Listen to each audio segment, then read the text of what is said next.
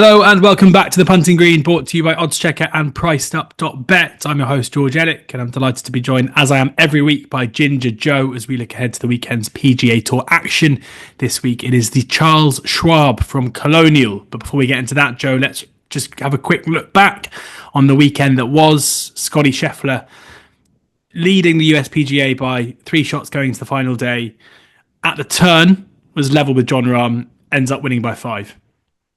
Yeah, he's just relentless, isn't he? I try and take him on every single tournament, but you do start saying to yourself, just back Scotty Scheffler, because he's just relentless. Even when he was 9 under par level with Rahm, he still managed to, just keep his cool, just stick to his own game, and inevitably just pulled away from the field. It's just obscene that he managed to finish 5 clear after the field came back to him. And I think that's probably such a big testament to where his mental game is at as well as his on-course game. Look, we're getting into sort of Tiger territory with him now. He was 3-1 for the Charles Schwab last year. He's 5-2 for it this year. Not obviously a price that gets me excited, but he's finished second, third, and second in this event.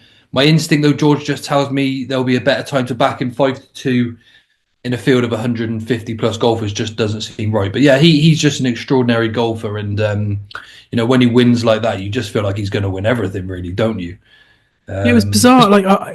He won by 5, and I watched quite a lot of the weekend, and I thought front 9 on Thursday he was really poor, front 9 on Sunday he was really poor, but it just doesn't seem to matter because when he turns it on, and that last stretch of holes at 16, 17, 18, so tough for the rest of the field last weekend, and he just made a mockery of it basically every day.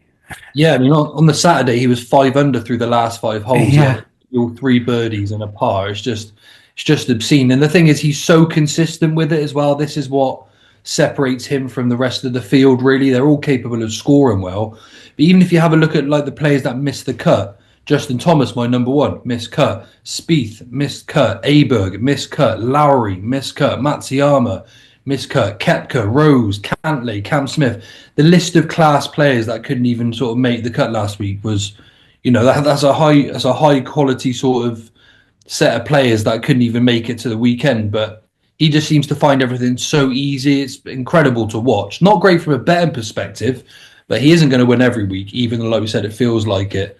Sometimes I was having a look at sort of a few players last week as well that were also a little bit disappointing. I've done a little bit of digging into Colin Morikawa. Now, he is obviously a 2-time major winner, but he is well known for sort of struggling in the final round under maybe a little bit of pressure. Now, if you go back and look at his 2 wins, when he won his first major, that was actually in front of no crowd during COVID.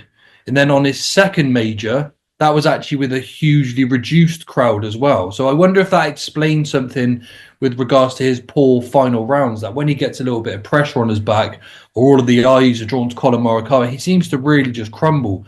Because prior to that, he's like Scheffler in a way. He's very consistent, very steady, very straightforward. But as soon as the pressure comes for Colin, he really does tend to struggle. So I'm going to be quite cautious about backing him in big events going forward. Anyway, that's something I thought was quite interesting, that he's played well when he's had no crowd. So he might not be the most, he might not be the best player under pressure. Anyway, we'll leave it at that, I suppose. It was good. It was a good week, wasn't it? I mean, DeChambeau was the only place. I had a 3-man squad. I put up DeChambeau. He finished second. I think he's exceptional. He gets a lot of stick, DeChambeau, but I think he's superb. Again, when you look at sort of like the live players, he's playing against the likes of Rahm, Koepka. Not only is he out driving these big hitters, he's outscoring them regularly. Probably doesn't quite get the praise that he deserves, and people are now talking about the narrative that he's trying to hit the ball too hard and things like that, which is just nonsense. He's a seriously good player, Bryson. And look, he's going to have a big chance again in the US Open. He's going to be one of the main protagonists anyway that can beat Scheffler.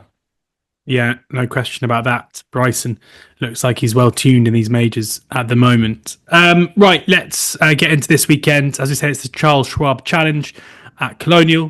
What kind of a test is this, Joe? Yeah, this is a really good golf course this week. Colonial Country Club, par 70, 7,289 yards. Only the 2 par 5s this week. A lot of par 4s, Quite straightforward. You need accurate golf. You need to hit it straight off the tee, and you need to putt well.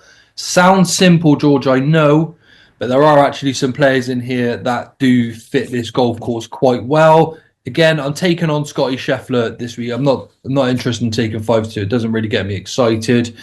And I am taking him on with a 6-man squad. No side bets, though, this week, because we are going with a full 6-man squad. Oh, love it. Right, yeah, time for your 6-man squads. I'll run through the market quickly. Scotty Scheffler, 23-10. Daniel Berger, 22-1. Hideki Matsuyama, 22-1. Jordan Spieth and Tommy Fleetwood, also 22-1. Aaron Rai, 28-1. Maverick Manili, 28-1. Harris English, 33-1. We have got JT Poston, 35-1. Siwoo Kim, 35-1. Davis Riley, 40-1. JJ Spawn, 40-1. As is Bobby McIntyre. Any of those in the staking plan? I don't believe so. No, I don't believe I heard any of my names in the list this week. Okay, well, 6-man list. Take it away. So, selection number 1 this week is going to be Harry Hall, world number 92. What price have we got for Harry Hall there, George? We have got Harry Hall at 60-1. I mean, great. That's a brilliant price. Already a PGA Tour winner. He won the ISCO Championship last year. I don't know if you remember, he won in that 6-man playoff. Really exciting to watch. And he has enjoyed a good season again this year too. Started with 2 top 10s in the Sony and the Amex. He's been really steady since. And he comes into this week's event following a tied 20 in the Myrtle Beach and then tied 19th in last week's PGA Championship. Really, really respectable. 2 courses that don't necessarily suit his game either, so you could probably mark up those performances. But here at Colonial, he has enjoyed some really good golf. In 2023, not only did he finish tied 3rd, but he also carded rounds of -8 and -4. Amazing score, and that is at this golf course. I'd be surprised if you see an 8 under at all this week, even with Scotty Scheffler in the field. And I think Harry Hall is a player that's going to really enjoy this course more than he will the previous 2, where he has actually, like I said, coming into this event in really good form. So, look, yeah, the 60-1 on Harry Hall, that's a very, very respectable price. I'd be looking to take that, absolutely. Good stuff. Harry Hall, yeah, that's the one. 66-1 first selection for Joe. Who's next? Next up, we have Keith Mitchell, world number 86. A bit of a regular. Fan, the favourite, yeah. Yeah, we will call him a 45-1. Yeah, priced up regular. He's made 11 of his 13 cuts this year, George. He's ever so consistent.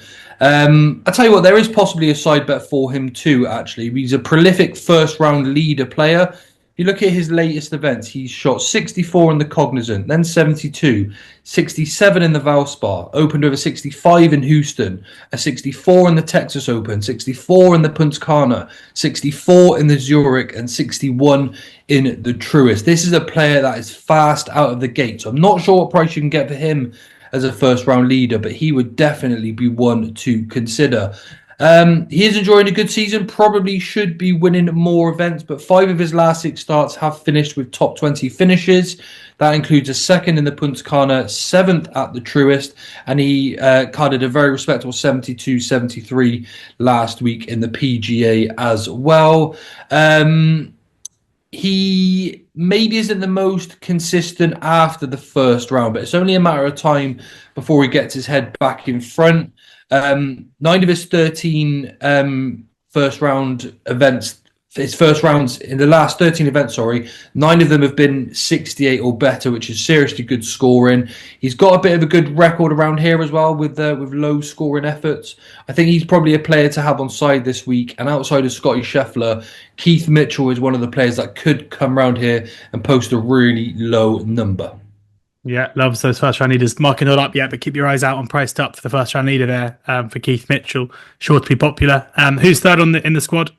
Third on the squad, a really impressive player, a PGA Tour maiden still at this point, is Max Graceman, world number 46. He's a winner in waiting.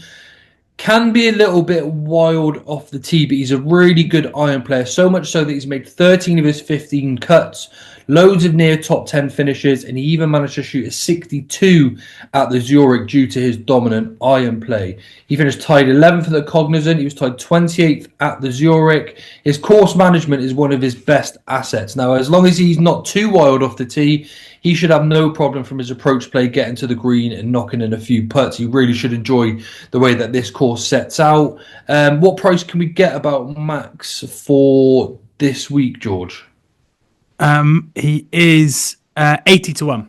Okay, again, very, very fair price. I'd be more than happy with that. So, look, he's a winner in waiting for sure. 80 to 1, more than fair from PricedUp. Max Graceman, yeah, 80 to 1, third on the list there. Halfway through the squad, Joe, who's next?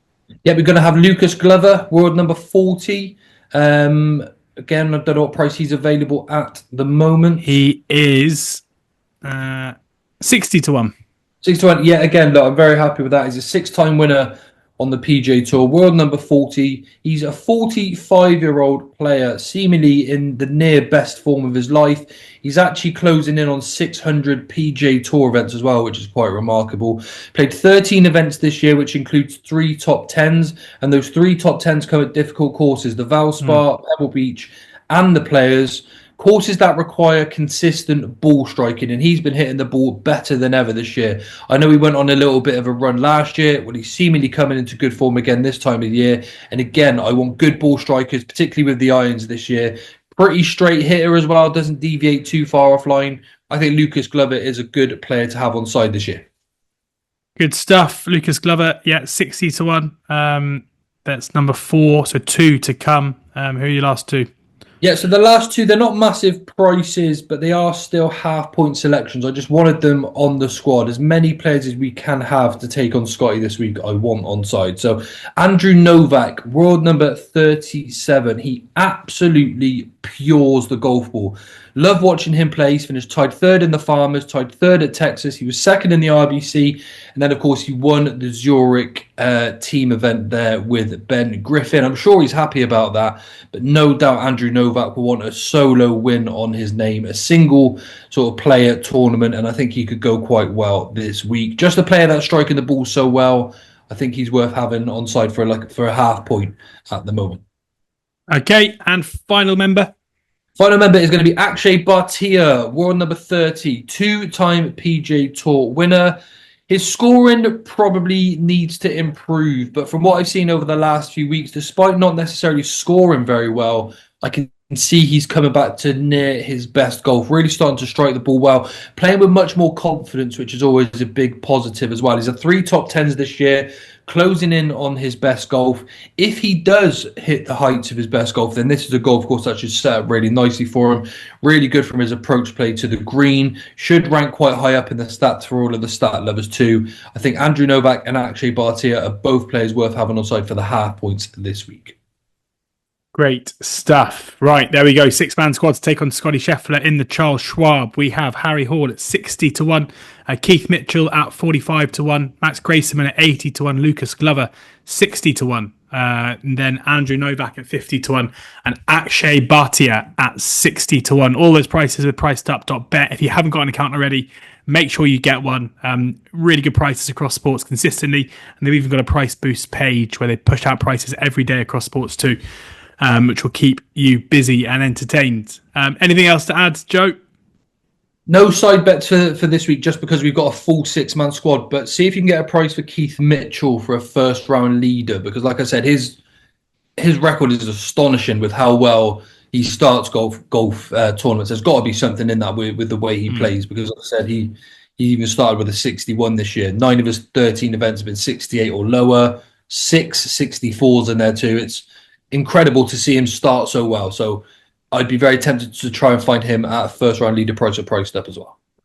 Absolutely. Thanks, Joe. Thanks for taking the time to share your tips, thoughts, and insight as ever ahead of this weekend's golf. We'll be back again next week. But in the meantime, as I say, make sure you sign up to Priced Up for all of your betting needs across sports. Loads of big prices up there. So make sure you do sign up for an account. Link is in the show description. And oddschecker have you covered across all markets and all sports. Best prices available up on oddschecker. So download the app or visit the site now and subscribe to the YouTube channel where you can find the Punting Green every week. We'll see you again next week. Enjoy the golf and please ensure that you're gambling responsibly.